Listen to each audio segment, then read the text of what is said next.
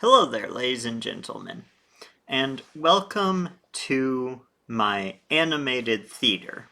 So, today what I'm doing is I'm going to do a little review of the Doctor Who episode, The 11th Hour. Now, I'm starting with this episode because it is available to me. If Rose was available for me, then I would be doing that episode.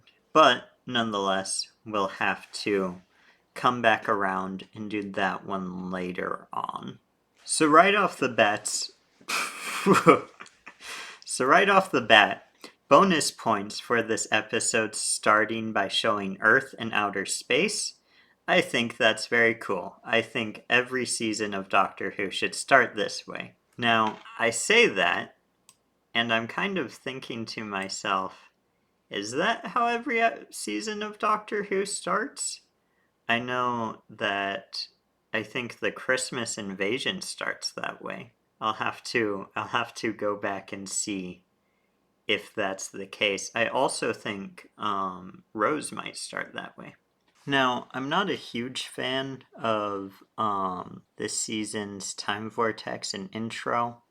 It's just not quite as supernatural feeling as I would like. I think the David Tennant era looks much better than this one does. I do enjoy the lightning striking the TARDIS and the TARDIS sort of reacting to that. I think that's all sort of cool and fun. But overall, I'll have to sort of dock points for the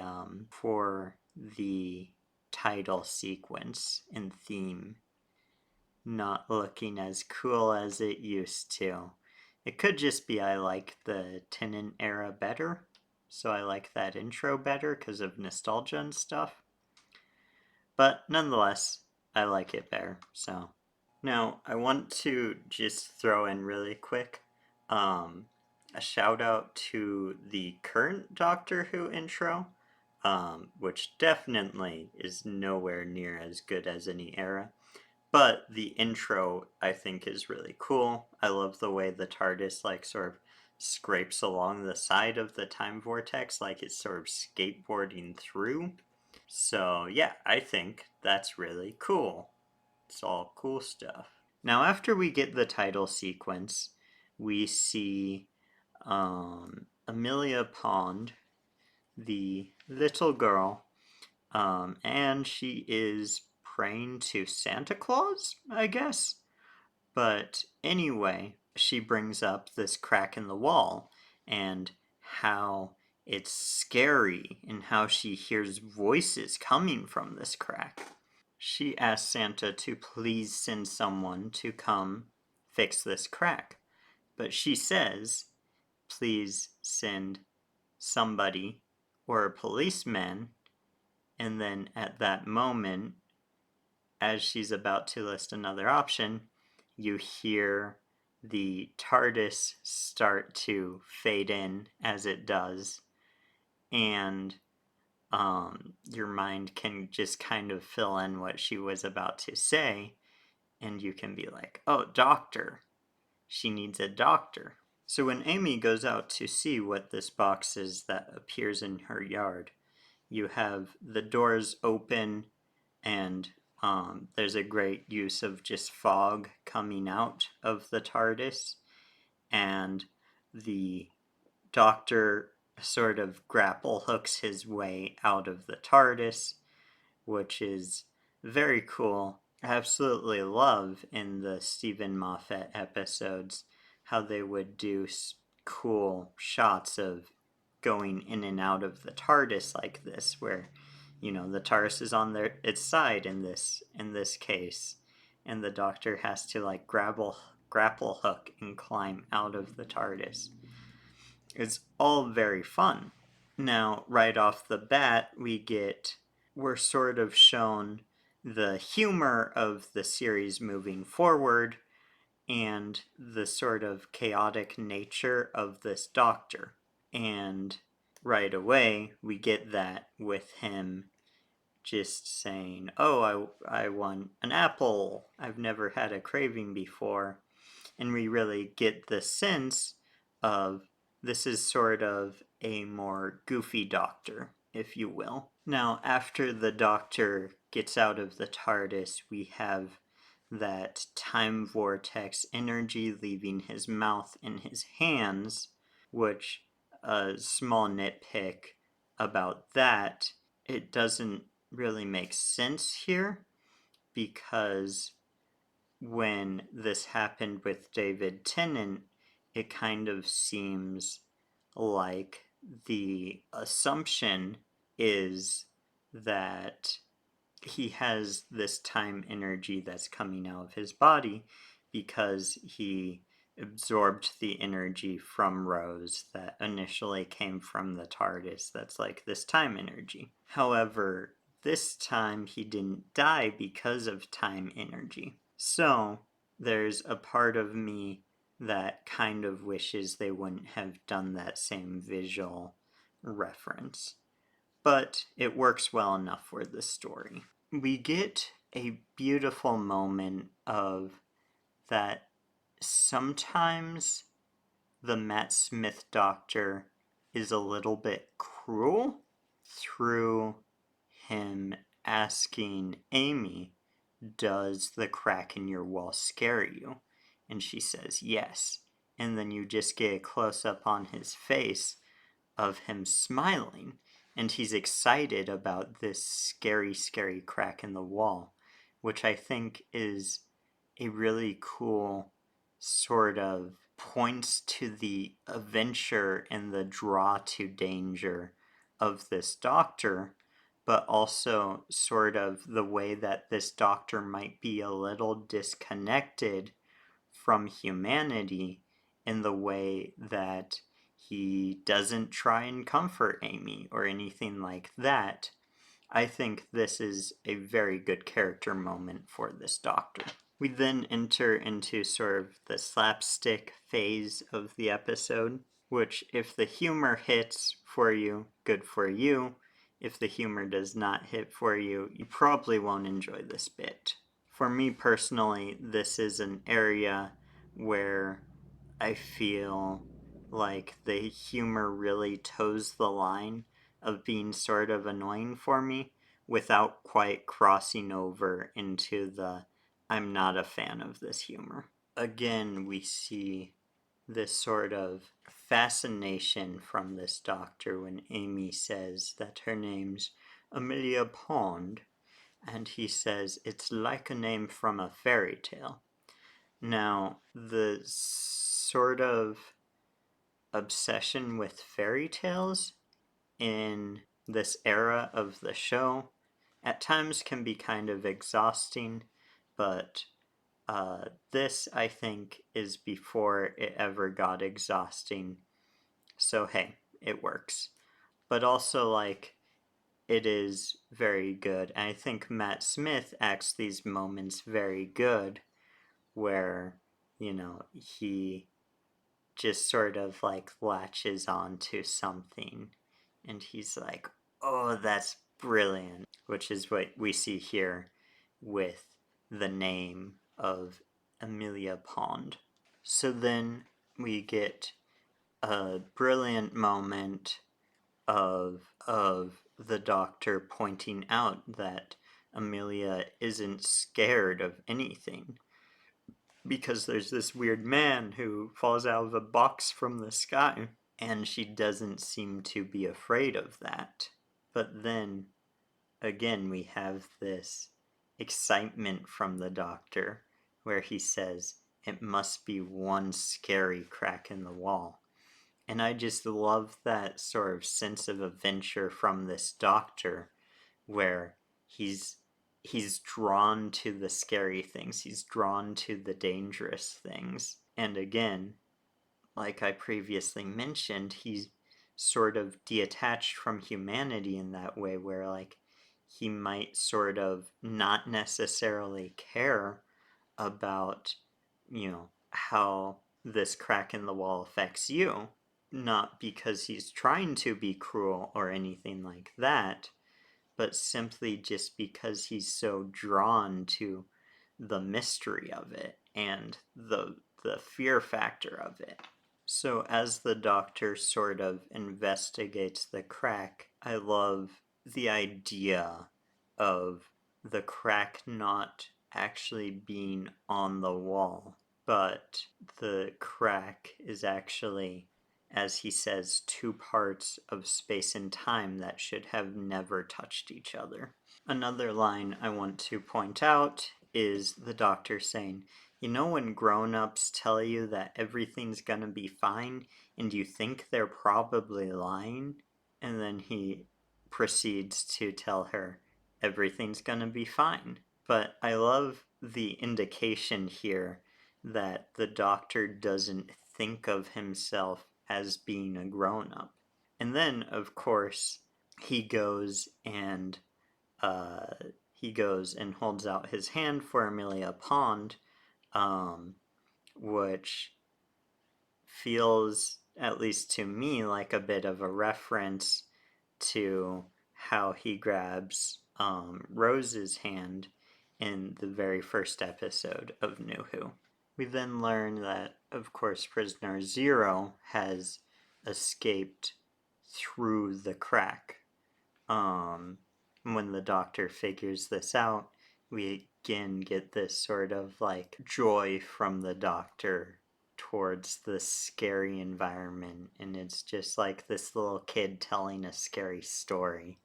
He's like, and he's like so happy about the sort of terror of the situation, but then he notices a door out of the corner of his eye. I think this idea is really cool of like you not really noticing things, which of course has been a huge concept throughout all of New Who, being a explanation for why not a lot of people necessarily pick up on the TARDIS being there, except for when they do, because sometimes we're a little bit inconsistent if we're being honest. But I always liked that idea with this sort of thing that allows you to, when you see things, just sort of like move past it and not really think about it. And it's just a really sort of fascinating thought of like you just see something and then you go away, but it's sort of in the corner of your eye. I think that's always really cool. This is a short little moment for me to sort of explain away the time energy coming from the doctor's breath and hands. So later on, he tells Amy that that it's not safe inside the TARDIS. So maybe when he regenerated, he broke something in the TARDIS that made him absorb a little bit of time energy. There's an explanation for it. Another good character line for the Doctor is when he says, "Am I people? Do I even look like people? I'm the Doctor." And again, it's sort of a good moment to sort of show that like this doctor, he doesn't really relate to people, and he kind of seems separate, but also he has this playful nature on top of that, while also being somewhat comforting in a lot of ways, sort of the least comforting way.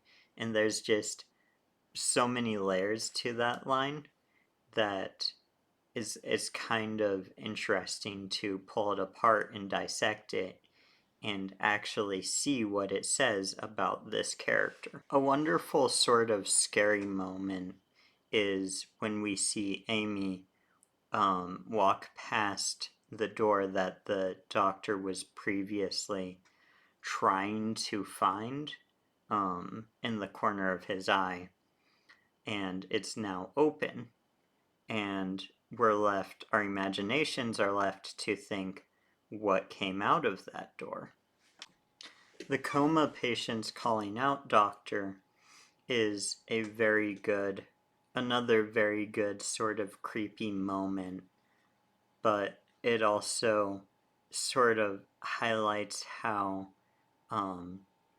certain things in storytelling can be, but it also goes to show how certain things in storytelling can be made powerful. For example, certain phrases in a story that's not Doctor Who, to have coma patients just call out for a doctor wouldn't really mean a whole lot, but in the show that is Doctor Who, having coma patients calling out for the doctor, we know what that means.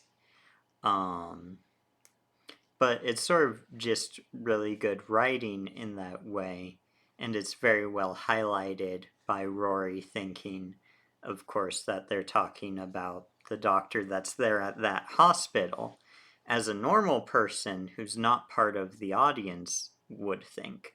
So, really well written moment there. Now, apparently, when this episode was initially being written, it was before David Tennant had for sure stepped down from the role as the Doctor, and there was a version of the script that was written that was more of in the style of David Tennant episodes, as it was planned to be written with David Tennant, but also it was where at the beginning, when the doctor came to Amy as a little girl, the plot twist was going to be that that actually happened in the end of the episode. The doctor went back and talked to her as a little girl. Now, I don't know what that version of the script would have looked like. Obviously, it doesn't make a lot of sense with how the episode ended up being, but it would be really interesting if I was somehow able to get my hands on the David Tennant version of the script. But anyway, I just wanted to throw that out there because it's a little bit of trivia that's very interesting. Now, the doctor shouting out what happened to Amelia Pond is a good moment that again shows that the doctor, although he is sort of detached, also cares deeply about people, even if they're sort of random people that he just met. This episode gets a little bit of laughs from me when Rory hands the doctor, not the doctor, but the doctor, the human doctor, his phone, and he says it's a camera too, but it's this brick of a cell phone. It's amusing when we look back in the modern day at sort of older things, and people had bricks of cell phones back then.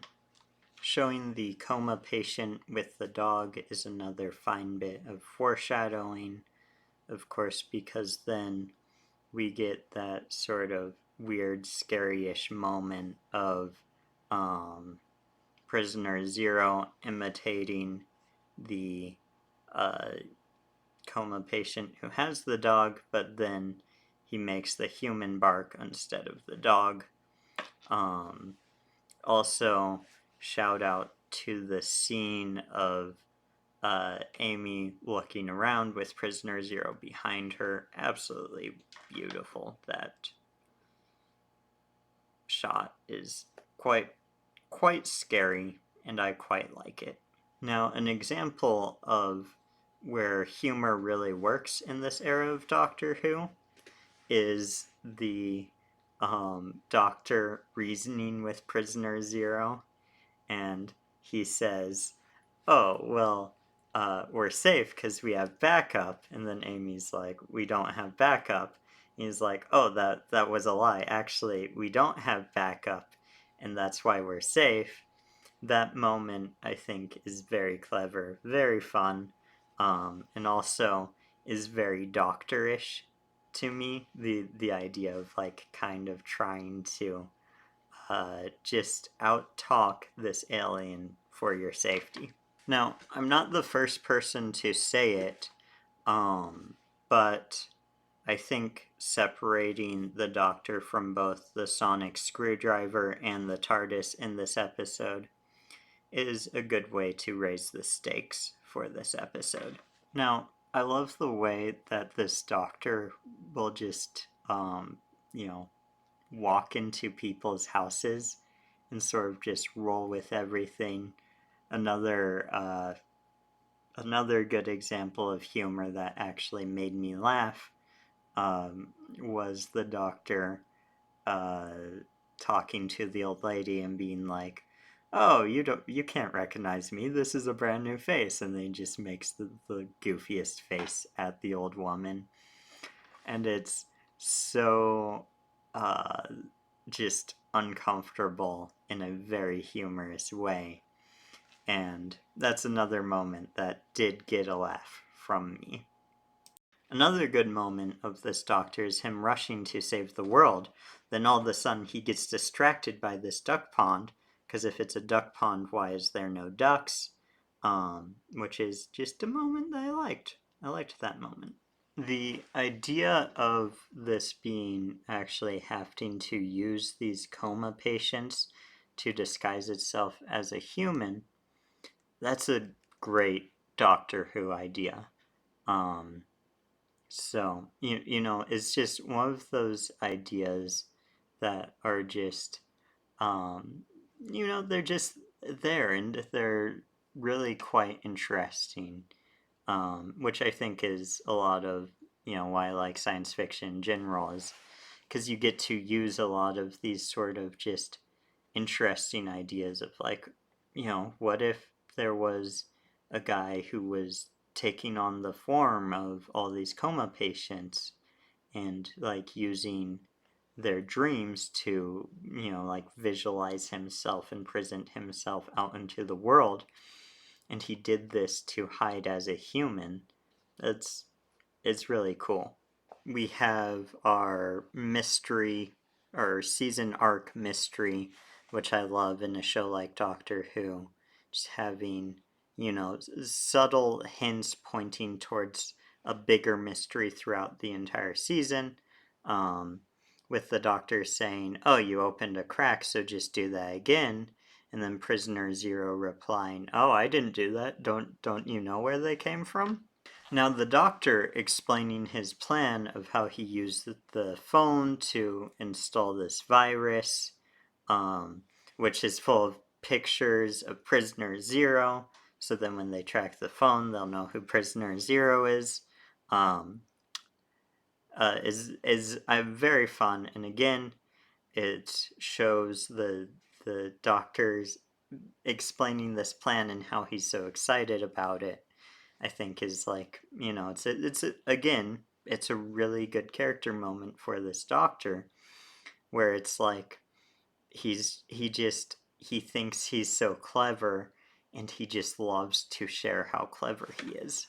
Now, the Doctor getting Amy to think about when she saw Prisoner Zero is a good payoff to her, of course, seeing Prisoner Zero in that scary moment from earlier in the episode, but also it's a good moment where the rules that are set up pay off.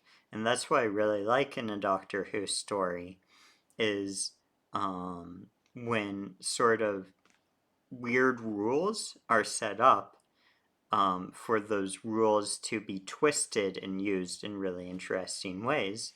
And this probably isn't even the best example of it, But I feel Moffat is pretty good at doing that, where he sets up these weird rules and then he sort of twists them and uses them in weird, interesting ways. Now, Stephen Moffat is also great at just making up random stuff and expecting you to just go with it as well. So, there's good, he does good things and bad things, is what I'm trying to say. But yeah, I like those moments of the rules being set up and then they pay off, and it's almost like a mystery where all of the clues point a certain way, and if you're clever enough, you could think about it. And this is the same thing where it's like, there's little hints set up, and if you're clever enough, you could think of to do the things that the Doctor did to get the bad guy defeated or escape the situation or whatever. And that's the sort of thing I like with a Doctor Who story. So then the Doctor calls back the Atraxi because, as he says, leaving is good, never coming back is better. And I love the way he kind of reasons with them, literally as he's picking out his outfit. It's all very cool stuff. One sort of complaint I have about this episode is I'm not a big fan of how the TARDIS has to get a new redesign with every change of the Doctor these days. I kind of would like it if the TARDIS just stayed the same more often, like it did between Eccleston and David Tennant. Or if they would do like just smaller remodel type things, like what they did in between Matt Smith and Capaldi, of course keeping the second Matt Smith interior for Capaldi, but dressing it much differently. I would like to see more of that. I just don't think the TARDIS should always be changing. But of course, it is always fun to see a new interior for this spaceship. So now again, I've been hitting on sort of the character of this Doctor throughout this entire video. But another line I want to point out is at the end he comes back, and when Amy brings up the giant eyeball in the hospital and the coma patients, the Doctor says, "Don't worry, that was just the start. There's a lot more. There's a lot more than that." And again, it points to this Doctor's hunger for adventure, and I love it. I'm there for it. I think it's great, but again, it also shows this sort of dual nature of him being sort of unsensitive to other people's feelings and that sort of thing. So another very good line is when Amy says, "I grew up," and the Doctor says, "Don't worry, I'll fix that." Because it shows the need for adventure, and because it shows the need for adventure in that sort of stuff that this Doctor has.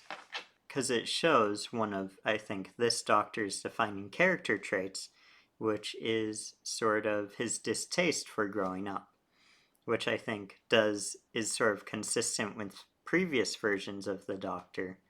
For example, I think Tom Baker has a line back in the day where he's like, "Oh, there's no point in being grown up if you can't be childish every once in a while."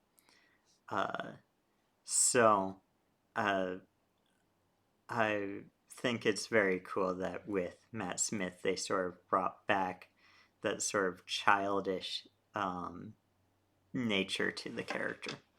Alright, to finish off this video, I want to introduce you to something I'm gonna do, where I'm gonna be ranking each of these episodes, but then also sort of drawing a moral, shout out to the Delta Flyers podcast for giving me the idea to sort of find a moral in every episode. So anyway, I will start with the ranking and then move on to my moral.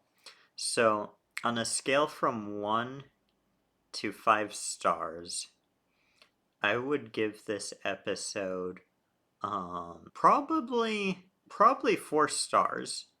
I think this is a very good episode.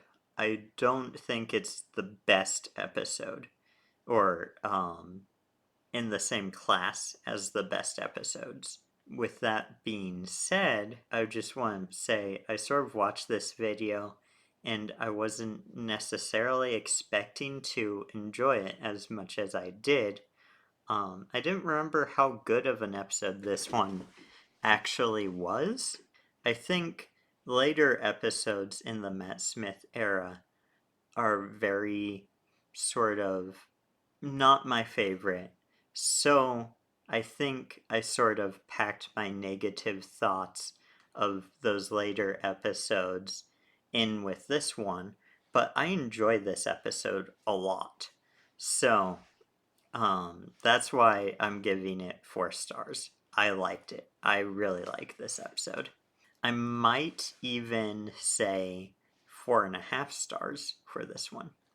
Now, my moral of this episode is that when it comes to fear in life, we can choose to let fear hold us back, or we can choose to sort of be excited by fear, like the doctor is in this episode.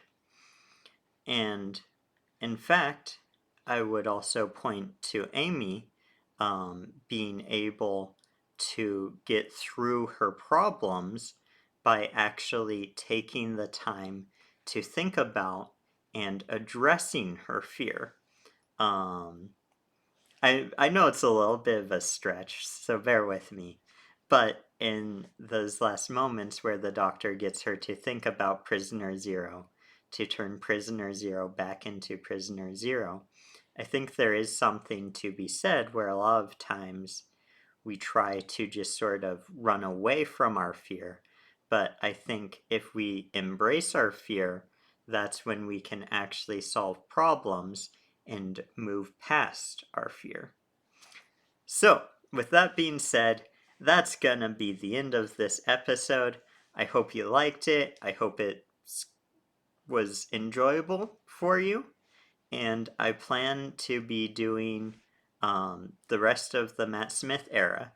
So, if you're interested in watching me break down the rest of the Matt Smith era, how I did this episode, the subscribe button is an option, and also every like helps the video. But I'd be happy to hear, did you get a different moral from this episode? That would be fun to talk about in the comment section. So, with that being said, goodbye, farewell.